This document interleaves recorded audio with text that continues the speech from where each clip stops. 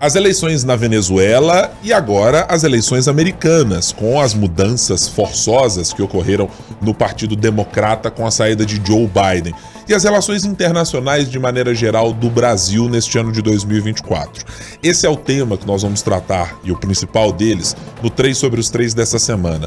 Mas também não vamos deixar de falar sobre algo que aflige parte dos eleitores e analistas políticos que estão olhando para as eleições de 2024. É saber se o clima bélico, de violência política e de temor de conflitos que a gente tinha na campanha de 2022, a campanha que elegeu um novo presidente da República, vai se repetir nesse ano de 2024? Violência política vai ser a linguagem mais uma vez nas eleições? São esses assuntos que a gente aborda a partir de agora no 3 sobre os 3.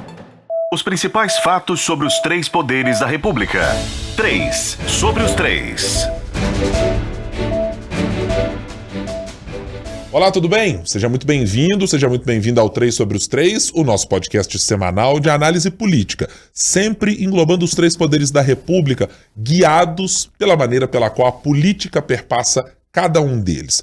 O Executivo, o Legislativo, o Judiciário, e a gente trata aqui das principais figuras políticas que estão no dia a dia no nosso noticiário. Para você que já nos segue, tudo certo, é só acompanhar mais um episódio durante os próximos minutos. Para você que não faz, por gentileza, nos siga lá no youtube.com/otempo, é o nosso canal do YouTube, tem sempre lá novos conteúdos para além do nosso podcast, e você também pode nos acompanhar diretamente no seu tocador de podcast, no seu tocador de áudio, então semanalmente, sempre às quintas-feiras, no final do dia, depois ali do entardecer, você já vai encontrar o nosso podcast disponível nas principais plataformas de áudio para você nos acompanhar. Nessa semana está aqui comigo Marina Schettini, editora de política do jornal O Tempo. Oi Marina, tudo bem? Oi Guilherme, tudo ótimo. Oi para todo mundo que está com a gente também. Também está conosco diretamente de Brasília, Francine Ferreira, editora-chefe de O Tempo na Capital Federal. Oi Fran, como vai? Tudo bem? Oi, Ibrahim. Oi, Marina. Tudo ótimo. E vocês? Tudo bem. Tudo bem. Temos aqui bons assuntos para a gente tratar nessa semana de 3 sobre os 3. Hoje a gente vai tratar um pouco de política municipal, mas vamos tratar bastante de política internacional. Porque, bom, o governo Lula, até nesse recesso parlamentar, que faz com que as atenções se distanciem um pouco do que acontece no Congresso Nacional, das rusgas e dos problemas que o governo federal já tem. Mas, bom, o governo parece que procura também algumas sarnas para se coçar quando se trata de política internacional, especialmente na relação com a Venezuela, que terá eleições nesse ano de 2024. E no caso da Venezuela, infelizmente, a gente sempre precisa dizer e pontuar o quanto processos eleitorais são difíceis de serem considerados democraticamente respeitosos das regras num padrão internacionalmente reconhecido. Há dificuldades de operadores internacionais, de observadores internacionais participarem dos processos para garantir a lisura desse momento de votação. Então sempre há o risco de que as pessoas tangenciem muito a discussão para dizer, não, mas é porque tem eleições livres na Venezuela, tudo funciona, portanto não estamos falando de uma ditadura. Não é isso, né? Estamos tratando de um país que, por mais que tenha alguns processos democráticos, como a eleição e uma votação, pessoas vão até as urnas, isso, no caso da Venezuela, não se traduz efetivamente numa alternância de poderes, numa possibilidade de que opositores do atual governo de Nicolás Maduro, sucessor de Hugo Chávez, possam chegar ao poder e fazer alguma alternância esperada em regimes democráticos. Bom, feito esse primeiro disclaimer, vamos tratar hoje de como o governo brasileiro lidou nessas últimas semanas, especialmente nesta última semana, nas relações com a Venezuela. Há uma dificuldade bastante clara do presidente da República, o presidente Lula, de fazer uma condenação bastante enérgica sobre o que se passa na Venezuela. O governo brasileiro utiliza-se, boa parte das vezes, daquelas justificativas de não podemos excluir alguém da região, não podemos fazer uma espécie de isolamento, como os Estados Unidos fazem com Cuba, e essa comparação surge muitas vezes quando se discute a questão de Venezuela. Mas o fato é que o governo brasileiro tem uma dificuldade de fazer uma condenação taxativa e de dizer, temos um regime que não é efetivamente democrático por lá.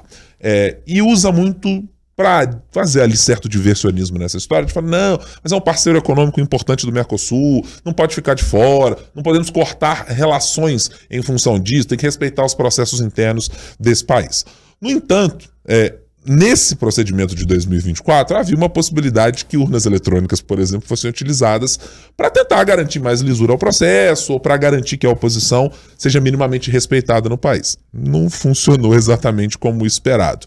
E aí quero te perguntar, Fran, tivemos declarações ofensivas por parte do presidente venezuelano, Nicolás Maduro, em relação ao governo. E o governo também não esmoreceu tanto assim no discurso, disse, realmente tem uma coisinha aqui a colar. Sempre muito distante do que se esperava. Eu queria primeiro a sua avaliação sobre essa relação até agora e sobre como o governo brasileiro está chegando para esse momento eleitoral na Venezuela. No tom esperado, dado o histórico que temos de governo Lula e de governos do PT, ou tem alguma mudança, alguma nuance no cenário que você verifica nesse ano de 2024? Pois é, Ibrahim, eu acho importante a gente relembrar que nesse terceiro mandato de Lula, ele justamente quando ele foi eleito, que foi elencado como uma das prioridades dele, era justamente o que ele dizia aí de melhorar a imagem do Brasil internacionalmente. Então a gente viu muito ele intensificando as viagens no ano passado, fazendo questão de se reunir com alguns líderes políticos, dizendo que antes o Brasil estava muito afastado, traduzindo no governo de Jair Bolsonaro, estava atrasado e que ele estava buscando isso agora.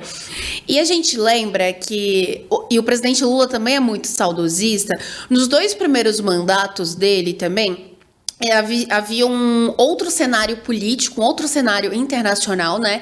E justamente naquele cenário, o presidente Lula saia muito bem. Ele sempre fazia questão de lembrar, por exemplo, que o Obama, se eu não me engano, chamou e falou que ele é o cara, e várias outras coisas. Ele sempre lembra, por exemplo, de encontros com outros líderes políticos importantes. Então ele queria restabelecer isso nesse terceiro mandato. Só que, inclusive, isso de pessoas próximas a ele falam até que foi uma coisa que pegou ele de surpresa. Lula ficou muito tempo fora e quando ele voltou, o cenário político internacional também é muito diferente. Então ele ficou diante de outro cenário político em que as mesmas táticas que antes iam muito pela simpatia, digamos que o Brasil ser o país que é amigo de todo mundo, não funciona mais no contexto político atual de que há um crescimento da extrema direita em todo mundo, há também uma pulverização em relação a conflitos e guerras. Há também outra questão que é muito importante do crescimento das redes sociais, né? Então, ele chega num outro momento em que todas aquelas estratégias dele não pegam mais, então não adianta ser só simpático, ser só ouvido, e de fato ele precisa se posicionar mais duramente. Em relação ao governo da Venezuela, a gente sabe o quanto que o presidente Lula era próximo de Hugo Chávez, né? E Maduro, na época, inclusive, era o ministro de Chávez. Então, durante o primeiro e o segundo mandato dele, mas principalmente o primeiro ali, ele se aproximou muito da Venezuela e com uma questão que você já disse, que você citou, da questão da parceria econômica. Então houve recordes em relação à importação e exportação entre os dois países e a questão do petróleo também, que foi muito importante. Lula, inclusive, foi quem liderou aquele grupo chamado Amigos da Venezuela, que incluiu até mesmo os Estados Unidos, foi quem mesmo estava fora do cargo, mas apoiou em 2012 a chegada da Venezuela no Mercosul, que foi expulsa 4 anos depois, em 2016, e também Lula lá em 2018, já fora do poder, mas quando Nicolás Maduro foi eleito ali, ele também defendeu uma eleição novamente também, que pode ser questionada de diversas formas. O interessante que você citou até, e que é interessante analisar da Venezuela, é que toda a discussão não se dá daquele do dia das pessoas irem às urnas ou coisa do tipo, porque de fato as eleições na Venezuela, o processo ali eleitoral das urnas, da pessoa ir na urna, faz ali seu voto, depois ela recebe um comprovante físico e insere em outra urna para que isso seja auditado, e ao mesmo tempo também tem uma ata da própria urna eletrônica que também é conferida, e isso faz com que até mais de 50% ali seja auditado na mesma noite da votação. A gente não está falando disso, é tudo que se vem antes do processo eleitoral, quanto os opositores de Maduro têm dificuldade de se inscrever, quando a dificuldade de imigrantes realmente de regularizar ali para poder votar e várias outras questões que é de fato uma ditadura. Só que o presidente Lula, justamente por ele querer ser essa liderança global, uma meta que ele colocou para si mesmo nesse ano, e principalmente no bloco do Mercosul, ele também foi instado aí, tanto por Argentina e por outros países, a se posicionar de forma mais firme na Venezuela. E isso veio na segunda-feira, quando ele se disse assustado com as falas de Maduro, de que se caso não fosse reeleito, haveria banho de sangue e uma guerra civil na Venezuela. Só que no mesmo ponto, Maduro respondeu do mesmo jeito. E Maduro respondeu, inclusive, usando uma tese que é dita pelo principal opositor de Lula sobre a questão de colocar em descrédito, sem provas, as urnas eletrônicas do sistema eleitoral brasileiro. Só que o presidente ainda não deu nenhum tipo de declaração. Maduro, pelo contrário, continua falando, inclusive fala para outros países não se meterem na política brasileira. Falou de forma indireta para Lula tomar um chá de camomila e, ao mesmo tempo, quem defendeu o sistema foi justamente o próprio TSE, que não era para menos. Só que o Itamaraty, assim como o governo Lula, permanecem, de certa forma, tirando ali Celso Amorim, que às vezes dá uma declaração ou outra, mais reservado, esperando justamente esse resultado de domingo. E aí, para domingo, são todas expectativas voltadas, né? De como vai se dar esse processo eleitoral, mas principalmente como vai ser o resultado, que vai vir ali pela madrugada, depois de tudo ser auditado. Então, eu acho que é importante a gente pensar muito mais do que vai ser esse pós, a depender dos resultados, de como o presidente Lula vai se posicionar. No caso de Maduro vencer ou não, qual que vai ser o posicionamento do governo? Porque também não dá para um governo que tanto pede democracia nesse momento, que tanto luta contra as fake news e que fala de regulação de redes e tudo, permanecer calado ou pelo menos acuado, que eu acho que também é o que a gente se vê em relação ao que acontece na Venezuela. Então não dá para ser amigo de todo mundo, manter ali todas as questões econômicas. E aí, se a gente for olhar o presidente Lula, a preocupação também é porque há uma possibilidade de Trump, por exemplo, vencer nos Estados Unidos, então extrema-direita ali. Na Argentina a gente tem Javier Milei, na Venezuela, né, se a oposição ganhar vai ser um governo de direita, mas aí o presidente Lula tá tendo que descobrir, de certa forma, a força agora, quem que vai ser ele nessa política global, que não é mais um amigo de todo mundo, mas precisa sim se posicionar independente de qual vai ser o resultado e de qual parceria econômica vai ser essa. O que não dá é para ficar a fim de evitar conflitos internacionais e tudo, pintar a Venezuela como algo que ela não é, que a democracia não é um país democrático. E é interessante até porque não existe nem plano de governo de direito desses candidatos opositores ali de Maduro. Aí a gente fala do Edmundo Gonçalves, por exemplo. Não tem um plano ali, temos sem ideia, sem coisa. O plano de governo é retomar a democracia. É sempre muito difícil nas relações internacionais não fazer associações históricas com as coisas que já aconteceram. Eu mencionei, por exemplo, o governo brasileiro transita em alguns momentos entre, olha, não podemos pensar em ajudar outros países que desejam que a Venezuela sofra embargos nas negociações internacionais, porque boa parte da base do PT, por exemplo, durante muito tempo julga, e o próprio presidente fala isso quando tem alguma discussão em que coloca Cuba na relação com os Estados Unidos. Diz, olha, um dos grandes problemas de Cuba não é a ditadura interna apenas, é que também sofre um embargo internacional. Então, quer dizer, eu vou fazer isso com a Venezuela, mas eu cobro dos Estados Unidos a mesma posição, né? Há também muitas nuances nessa discussão do quão democrático é o país, porque, bom, dificuldades para se acessar a votação. A grande democracia do mundo, tida como grande exemplo mundial de onde é o berço da democracia, os Estados Unidos, etc., também não se ajudam nessa perspectiva de facilitar a vida de eleitores. O que a gente tem de relatos de eleitores de cidades mais pobres, ou negros, ou etc., que em eleições passadas também tiveram dificuldades para conseguir se alistar para o voto, ou para fazer o ballot, né, que é o voto que você faz direto na urna, e outros para fazer o mail vote, que você pode votar por também correspondência nos Estados Unidos, lá mandar a sua correspondência dizendo quero votar X ou Y. Quer dizer, mostram que também, mesmo democracias consolidadas, tem lá as suas idiosincrasias, vazias e que algumas delas são difíceis para os governos dizer. E acho que para o governo brasileiro também dizer, bom, o quanto eu posso e devo falar sobre e apontar o dedo para a Venezuela e não ser uma interferência como o Brasil historicamente sofreu de governos americanos durante a ditadura militar. Quer dizer, os Estados Unidos é imperialista, eu vou ser um pouco imperialista também na hora de eu tratar disso. Então, nas relações internacionais tudo é muito sutil, há muita dificuldade de você não cruzar linhas que são muito tênues e historicamente a posição brasileira sempre foi se manter muito em cima da linha tênue. E agora o mundo mudou. O cenário internacional mudou. O respeito e a maneira de se encarar organismos internacionais foi radicalmente modificado. E me parece que o presidente está descalibrado para conseguir lidar com essas mudanças, com líderes que são de outra categoria de relação com as democracias e dos organismos internacionais. Então, que me parece um pouco distante da medida ideal sobre como lidar com isso.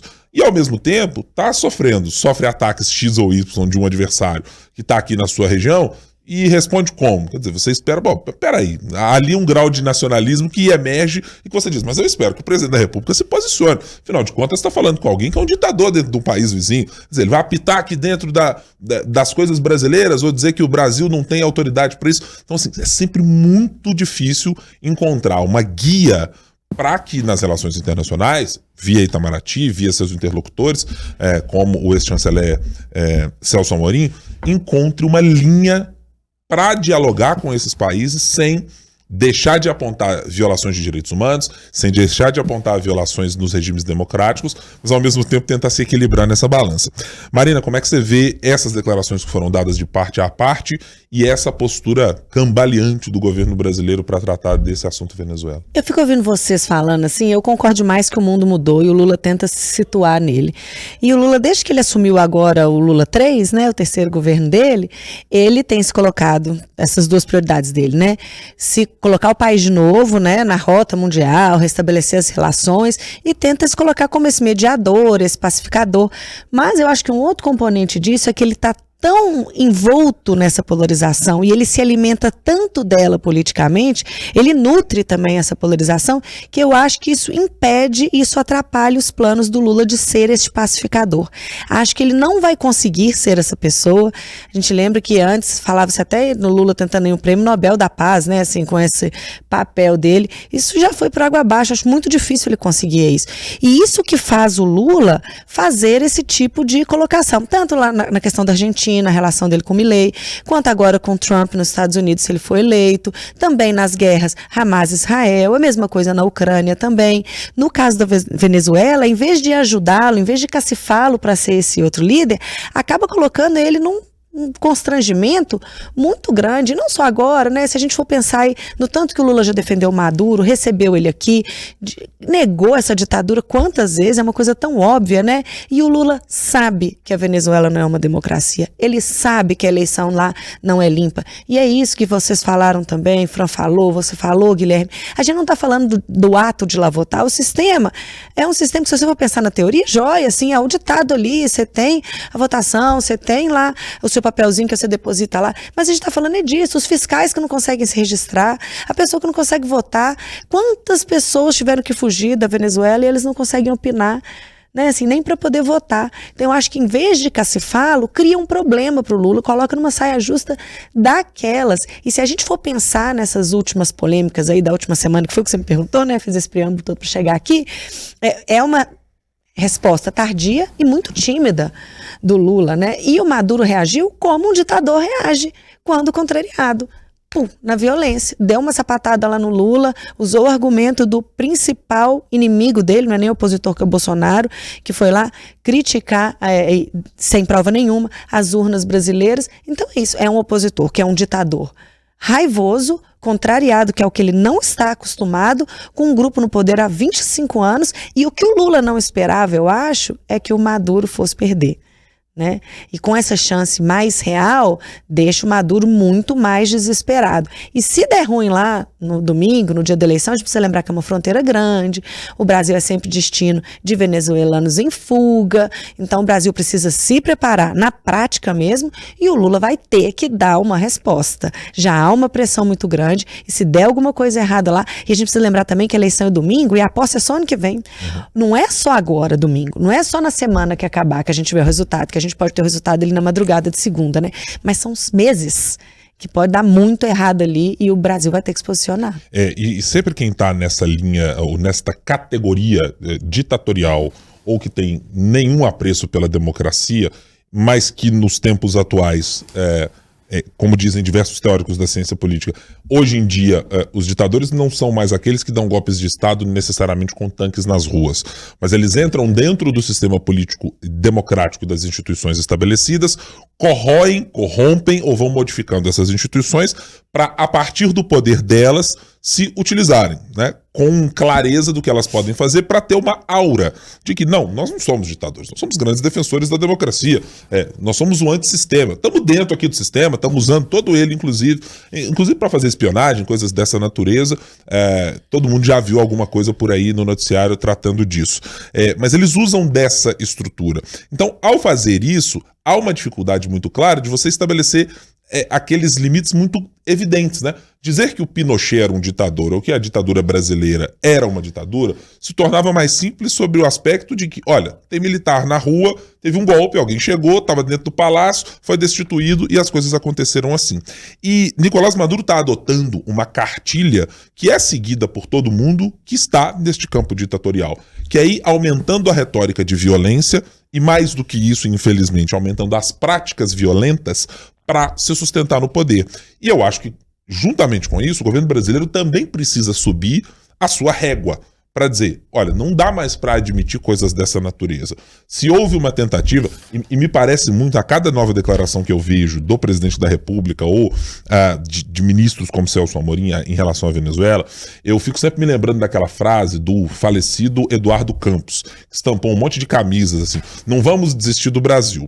Me parece que o mantra do governo Lula e do presidente da República especificamente parece ser assim, não vamos desistir da Venezuela. Como se tivéssemos que reiteradamente estender a mão à Venezuela. Porque assim, chega um momento que você diz, amigo, eu tentei te trazer pela pauta econômica, eu tentei te trazer por outras questões, tentei manter relações cordiais e comerciais que sejam aceitáveis, mas peraí, também vai começar a esculhambar com a minha casa, vai começar a esculhambar com o meu governo, usando da retórica que está sendo feita por Nicolás Maduro.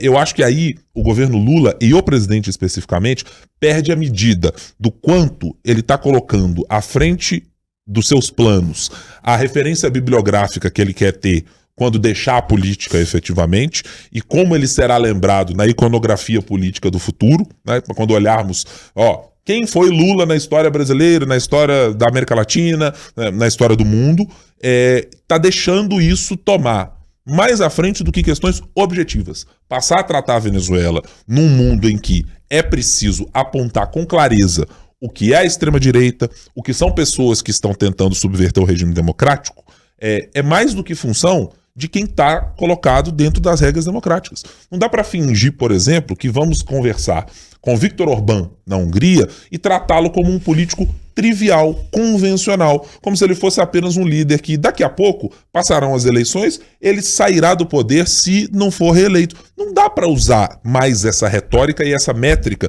de que não, é aceitável, cada um resolve as suas coisas internamente. A gente precisa tratar a Arábia Saudita com o respeito devido nas relações internacionais e econômicas, mas pontuando que estamos tratando de uma ditadura. Não dá para dourar a pílula com outras coisas. E me parece haver essa dificuldade do presidente de compreender este momento e, a partir disso, criar um novo jeito de fazer as relações internacionais brasileiras. Talvez, gente, a partir de agora, mudarem o seu perfil. Essa história do Brasil mediador, do Brasil conciliador, do Brasil em cima da linha tênue, talvez ela tenha sido muito exitosa para os anos anteriores em que não havia conflitos do tamanho que temos hoje. Mas hoje temos uma categoria diferente de líderes políticos e de maneiras com as quais eles lidam, inclusive com os organismos internacionais. Que antes você ouvia palavras de gente que dizia representantes da ONU aqui e etc. Mas veja, Donald Trump já esculhambou por completo a participação americana nesses organismos. Você vai tratar hoje de tribunais penais internacionais, tem gente que simplesmente dá de ombros e diz, tô nem aí. E antes você tinha um certo respeito, um pouco mais formalizado por isso. Então o governo brasileiro me parece que está muito distante de encontrar uma linha discursiva e de operação para que o governo não seja passivo e dragado para um lugar da história que ele vai ficar simplesmente olhando, ditador passa para lá, ditador passa para cá, gente piorando as práticas democráticas de um lado, direitos humanos de uma coisa aqui ou acolá. E veja, para fazer inclusive um contraponto a isso que eu estou dizendo, acho que aquilo que foi dito pelo presidente da República no cerne, comentamos aqui no podcast anteriormente a respeito do que é o conflito Israel-Hamas, havia lá muita clareza e de se posicionar, de dizer, peraí, se a comunidade internacional está com dificuldade de apontar que os crimes do Hamas, terroristas que os são, não podem ser esquecidos, mas também que a maneira como Israel se posiciona é uma maneira com ações de crimes de guerra e que repete práticas que são condenáveis e não aceitas pela comunidade internacional, peraí, eu vou chamar de genocídio. Tem um custo político para fazer isso? Evidentemente que tem, mas as coisas não podem ser tratadas como se elas não existissem, né? Você não pode dizer que não sofrem os palestinos questões daquela natureza. Então eu acho que é uma mudança de patamar da maneira com que os governos precisam se posicionar, porque o mundo mudou, e mudou, não tenho certeza se para melhor, acho que não, na maneira como os países estão se relacionando, mas me parece que é isso, a gramática mudou, né? A gramática das relações internacionais está diferente e ela não parece que vai recuar, nem nada disso vai se modificar num curto prazo. Agora vamos passar para a nossa segunda conversa aqui, para tratarmos de um outro assunto, que é violência política. Eu me lembro claramente, a Marina Schettini e eu estávamos trabalhando mais proximamente nas últimas eleições de 2022. A Fran ainda não tinha chegado para os nossos quadros novamente aqui na Sempre Editora. E eu me lembro claramente, Marina, como foi a nossa preparação em 2022, pensando nos riscos que olhávamos para a cobertura daquelas eleições com o temor do que poderia acontecer na eleição presidencial. De dizer, gente, como é que vai ser o dia da apuração? Como é que vai ser um resultado pró-Lula ou pró-Bolsonaro? Até o repórter na rua, né, Guilherme? A gente se preocupava até em proteger o repórter que estava na rua. E havia um temor muito claro de muito todo mundo, triste, dos jornalistas de todo o país, muito triste inclusive, de que a gente tivesse conflitos muito acirrados nas ruas em função dos resultados eleitorais. Tivemos, infelizmente, casos dessa natureza, mas ainda bem, muito menores do que esperávamos. O que não quer dizer que a violência política não tenha sido a marca daquelas eleições. De retóricas agressivas, ofensivas, desrespeitosas e, por vezes, criminosas na relação política. E esse é um dos temas que eu quero tratar agora nessa nossa conversa. Nós tivemos na última semana uma decisão da Justiça aceitando o deputado estadual Cristiano Caporizzo como réu numa ação em que ele é acusado de promover violência política contra parlamentares mulheres da Assembleia Legislativa de Minas Gerais. E assim que eu olhei para aquele tema, eu disse, mas tá de volta, as eleições chegaram, não está relacionada diretamente com as eleições municipais, mas tá assim com as eleições batendo a porta. Aí a minha primeira pergunta foi exatamente essa para vocês e será para as duas, assim. Vocês estão com a mesma sensação para as eleições municipais de que a retórica bélica está na mesma proporção? Ou por ser uma eleição diferente, mesmo com notícias como essa que nós demos do deputado Caporizzo, estamos num momento menos tenso, mais calmo ou ainda mais violento na retórica? Não mudou muita coisa, Marina?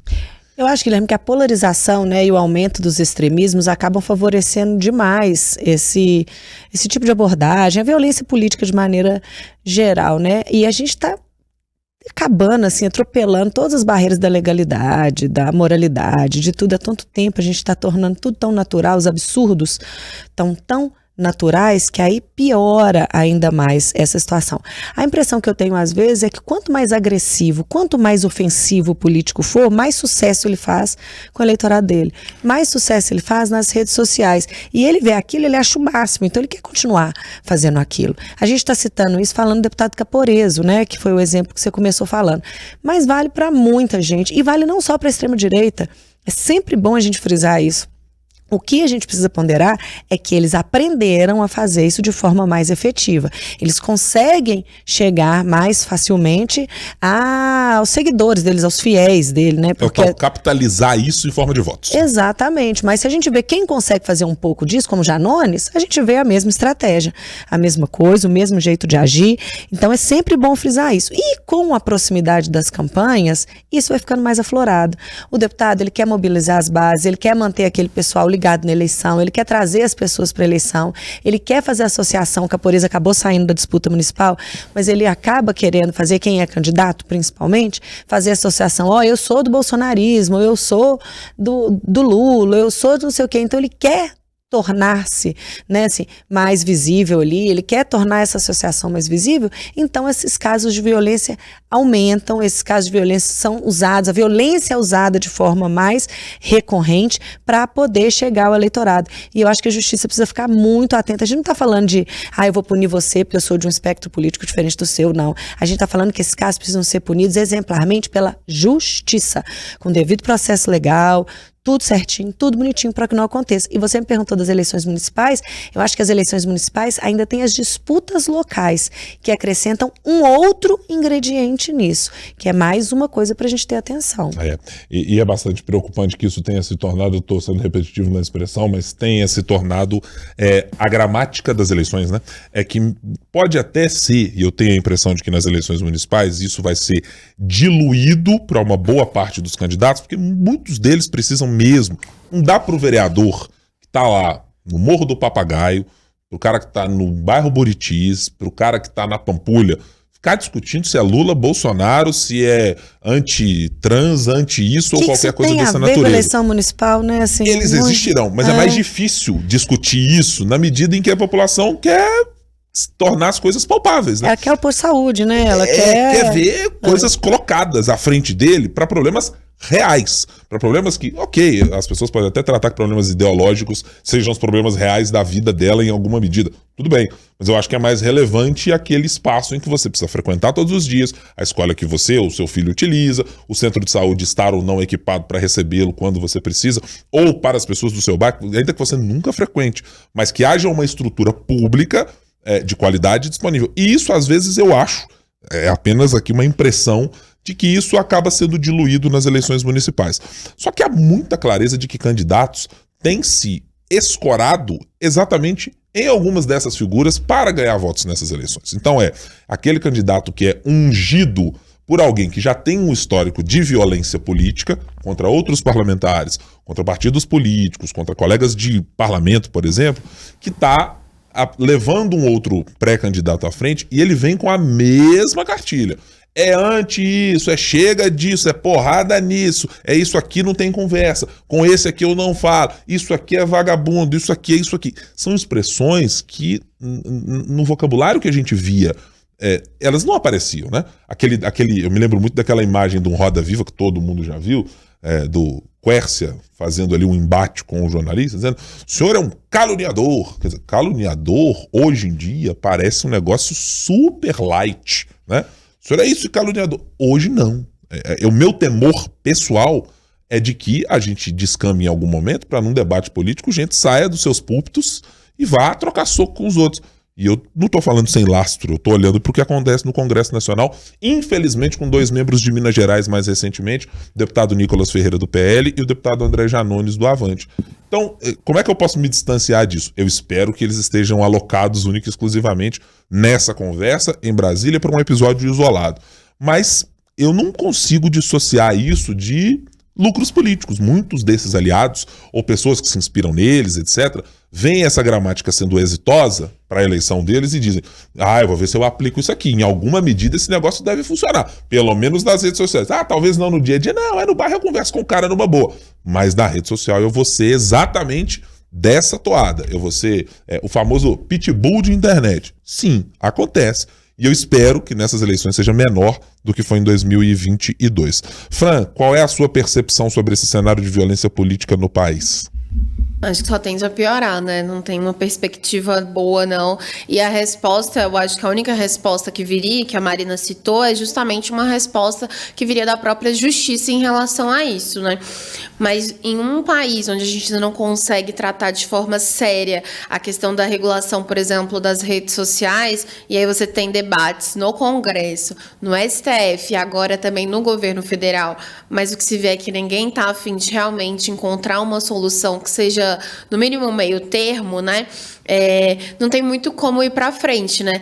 Essa violência física, digamos que se tornou algo normal, assim, até no Congresso, né? Vocês já citaram aí, por exemplo, o caso do Janones e do Nicolas. O presidente da Câmara, Arthur Lira, até fez uma medida para tentar apartar ou coisa do tipo, mas não vejo que há um caminho de melhora, não, porque é justamente você ser bravo, você gritar, você até humilhar, usar palavras, enfim, que você não usaria se isso não fosse, digamos que, dado como prêmio nas redes sociais, né? Hoje em dia, isso é realmente uma moeda de troca, porque o cara é corajoso, o cara teve a coragem de acabar com o esquerdista, ou teve a coragem de acabar com o direitista. Então, assim, tudo caminha de novo para aquele debate raso e para um debate violento. E aí, quando eu cito a regulação das redes, é porque justamente as coisas são tão inflamadas nas redes sociais, que as pessoas eles se sentem, de certa forma, às vezes invisíveis ou protegidas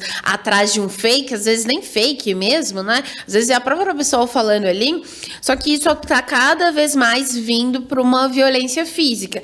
E aí, eu tava vendo até um dado mais recente, não sei se vai ser o mais recente mesmo, mas em 2020 o TSE, falando de violência física, por exemplo, tinha contabilizado ali cerca de 100 casos de homicídios tentados ou homicídios consumados contra os candidatos, lá em 2020. Então, a gente tá falando de 4 anos, que nesse mundo da internet há muito tempo, né? Então, assim, e principalmente porque as eleições municipais têm esse contexto maior de uma rivalidade ali em pequenas cidades e tudo, coisas que às vezes até passam longe da maior parte ali da rede social onde a gente costuma olhar mais, que o algoritmo costuma entregar mais. Só que há também essa outra discussão dessa violência física e que, na minha avaliação, olhando por fora, que se a gente não tiver resposta, seja em relação a uma regulação das redes sociais ou uma resposta desses casos físicos, vai ficar nisso. A tendência vai aumentar. E aí quem apanha ou quem bate vai tentar capitalizar com isso de alguma forma, revertendo em voto, ou a gente sabe também ali nas redes sociais, revertendo um capital até financeiro. E tem uma coisa que eu acho importante, é que, em geral, os avanços que a gente consegue ter para que as pessoas passem a sofrer menos, muitas vezes tem a ver, primeiro, com o entendimento do que é aquele fenômeno, né? E eu vou citar, por exemplo, o fenômeno do racismo ou do sexismo. Entender como é que ele opera, como é que ele funciona, é o primeiro passo para você saber se aquilo tem uma grande ocorrência ou não tem, né? Se você não sabe que está sofrendo um abuso, se você não sabe como definir um abuso, é muito difícil que você, a partir daquela experiência, diga: olha, eu sofri um abuso, portanto o próximo passo é denunciar, procurar um órgão que possa me auxiliar ou contar para alguém que possa me auxiliar. E eu acho que o conceito de violência política ainda não está plenamente consolidado para que a gente compreenda como é que ele funciona. A gente sabe muito bem quem são as vítimas, regra geral. A Assembleia Legislativa de Minas Gerais, neste atual mandato, ela dá um exemplo cabal de quem são as vítimas de violência política. A gente está falando de uma quantidade gigantesca, talvez pelo menos metade, eu estou pensando aqui de cabeça, metade das parlamentares, da bancada feminina, da atual Assembleia Legislativa, já sofreu algum tipo de caso de violência política. Que é uma tentativa de, seja de interrupção da manifestação política, da representação da sua ideologia, da representação de pontos de vista, da falta de respeito por origem, classe, gênero. É sempre uma tentativa de eliminar a participação de um determinado pedaço da sociedade e que está manifesto nas parlamentares, que tem visões diversas. Tem parlamentares pró ou contra aborto, tem parlamentares de direita ou de esquerda, tem parlamentares pró regras atuais da polícia militar ou contrárias ou afeitas à modificação, tem mais próximas da educação, mais distantes da educação, tem mais próximas dos militares, mais distantes dos militares, mas em geral eu tô para dizer que é difícil encontrar alguma delas que não tenha sofrido algum tipo de violência política daquela maneira, né? Não, mulher não tem que tratar desse tema aí, não. Mas vocês estão discutindo uma coisa, aí estão discutindo coisa de gênero, mas vamos ver se tem cromossomo. Quer dizer, são coisas dessa natureza. E eu acho que a gente ainda não conseguiu efetivamente levar para quem discute política o que é esse conceito e para a sociedade olhar para os seus representantes e dizer, peraí, o meu representante está sofrendo isso? Está sofrendo. Gente, nós tivemos neste mandato, pelo menos 4 parlamentares, 2 delas precisaram ficar sob escolta policial durante um tempo. 3 delas que eu estou lembrando aqui de cabeça. André de Jesus, Lohana França e a Bela Gonçalves.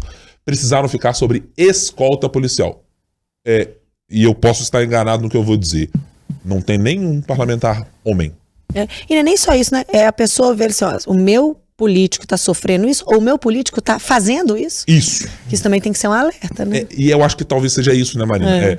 Eu não vou dizer que o brasileiro não é um sujeito violento. Acho que a sociedade brasileira é uma sociedade violenta por natureza. A nossa relação com a violência, ela é de muito mais naturalização e de aceitação, porque a quantidade de crimes e de violência que a gente tem todos os dias fez com que a gente acabasse criando casca e lidando com isso naturalmente.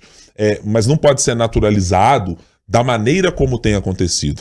Os dados que a gente trouxe, que eu vi da organização não governamental Global Voice, que presta atenção nesses números, mostram que Minas Gerais teve, no primeiro trimestre, 3 casos de violência registrados, política, no segundo trimestre, 8 casos. À medida que se aproxima das eleições, à medida que você começa a pautar política mais no noticiário, aquilo começa a fazer mais parte da vida das pessoas, muitos desses representantes desse grupo de violência política, eles começam a se manifestar, começam a emergir, começam a colocar seus discursos de ódio na pauta. E eu acho que é preciso muito colocar um freio nisso, utilizando as instituições. É o Ministério Público Federal, é a Polícia Civil, é o Ministério Público, são os próprios colegas e os próprios pares, é o presidente da Assembleia, é a Secretaria da Assembleia, são os presidentes das câmaras, de colocar um ponto final nessa história e de dizer, deputados, vereadores, senadores, deputados federais, aqui não é o espaço para se fazer isso, porque funciona como uma câmara de eco. Se você aqui dentro utiliza dessa linguagem, quem está atrás de chegar no mesmo lugar que você, ocupar um espaço de decisão política, um espaço em que a sua voz seja ouvida por outros, acaba usando dessa mesma gramática porque ela é exitosa. Ela gera resultados e dividendos eleitorais. Você tem ganho mais votos quem está adotando essa retórica, quem está adotando esse tipo de maneira de conversar, não é uma conversa exatamente, mas de se relacionar com o seu eleitor, o que é uma tristeza. E não há nenhum indicativo de que as coisas estejam melhorando. Talvez a gente tenha visto, com este caso do deputado Caporeso, algo se tornar mais visível, né? Emergir de uma calmaria que parecia ser, olha, não, gente, é deputado com deputado, essas coisas acontecem assim. Não, gente, pares podem, sim, usar dessa mesma linguagem entre eles. E isso não pode ser naturalizado de maneira alguma, e é preciso agora a gente esperar todos os trâmites judiciais para saber como ficaremos nessa história, mas que ela não pode ser tratada como se fosse com normalidade, porque é exatamente por isso, por normalizar condutas reprováveis, palavras reprováveis, ações reprováveis, que a gente chegou até aqui. É por não ter botado um freio quando essas coisas começam. Ninguém que homenageia torturador lá atrás, depois entra no debate público como se fosse algo natural. A gente naturalizou e não pode ser tratado dessa maneira. Senhoritas, vamos chegando aqui ao final da nossa conversa do podcast nesta semana. Não, sem antes perguntar se todo mundo vai votar em regime de recuperação fiscal ou coisas... Não vamos não, né? Tá, já posso tirar. Pelo amor de Deus. Não, Fran, não vai ter. Tá. Eu sei que não, tá? Porque regime de recuperação fiscal a gente volta a falar só em agosto, acho. Uai, Já é semana mas que já é vem. semana que vem. Gente, eu tentei. Eu confesso que eu tentei, mas a pauta vai se impor, né? É isso? Eu acho que é o retorno, né, dos legislativos aí, Brasil afora, né? Inclusive aqui em Minas Gerais tem muito a ver com o regime de recuperação fiscal, é só isso que eu vou falar, tá, Fran? Mas eu acho que puxando, assim, para o nosso assunto de hoje, acho que a gente vai ver os efeitos da eleição na Venezuela, né? Acho que vai ditar muito aí do que nosso país vai falar semana que vem. Eu vou fazer uma mudança de rumos, tá? Eu tô muito animado, inclusive, com as eleições americanas.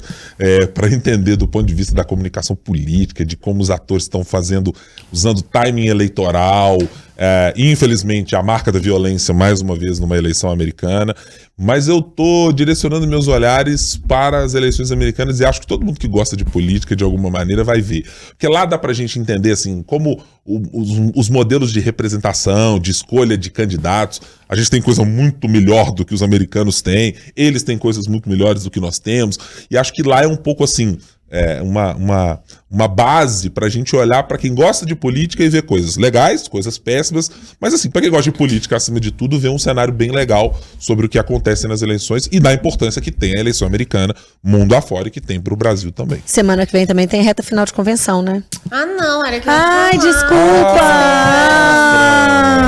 Roubamos essa parte Desculpa, Tá Francine anotado. Ferreira. Ai, Fran, me Desde perdoa, a semana passada, pois né, bem. Fran? Tá no caderno aqui, já tá... Ai, mas tudo desculpa, bem. volta aí. Ah, que pena. Não, mas é justamente das convenções, na reta final aí, então a gente vai ver justamente quem que vai ser candidato, quem que não vai, por mais que isso depois possa ser mudado ainda, né, até o registro de candidatura, mas é interessante até pra gente ver como que essas forças nacionais também vão se posicionar no palanque de quem que elas vão estar, e se o Datena vai ser candidato. Nossa senhora. A gente vai Aí. fazer bolão dessa história do Datena? Ah, nem, eu fico com preguiça. Né? Sinceramente. Ah, Nossa, meu Deus do céu. preguiça. Nossa senhora, também acho que vou te contar. Negociar contrato num ano desse deve ser bom demais, né? Maravilha. Vou te contar uma coisa. Brasil afora, inclusive aqui, né? Tem a turma e tal. Ó, Fran, a gente volta a se falar no próximo episódio. Acho. Exatamente. Se você estiver aqui, se você não estiver de férias, de folga ou coisas afins. Pois é, o futuro. Adeus, Adeus, Adeus, pertence. Tá tão aberto quanto a escolha de vices em Belo Horizonte, né? Exatamente. Não, mentira. Mas em breve voltaremos. Muito bem. Marina De Schettini. nada, né? Exato, assim, Falou. saiu a lá Joe Biden quando dos pedidos para renúncia. Sabe? Não é disso, mas não sai para lugar nenhum. Marina Schettini, na semana que vem nos falamos. Falamos até. Muito obrigado para você que nos acompanhou no 3 sobre os 3. A gente fica por aqui. Nos siga, compartilhe nas redes sociais. Você gosta de política nacional, política internacional, os assuntos que a gente trata aqui localmente de Belo Horizonte, de Minas Gerais, nos siga e compartilhe o nosso conteúdo. Muito obrigado pela companhia. Tchau, tchau.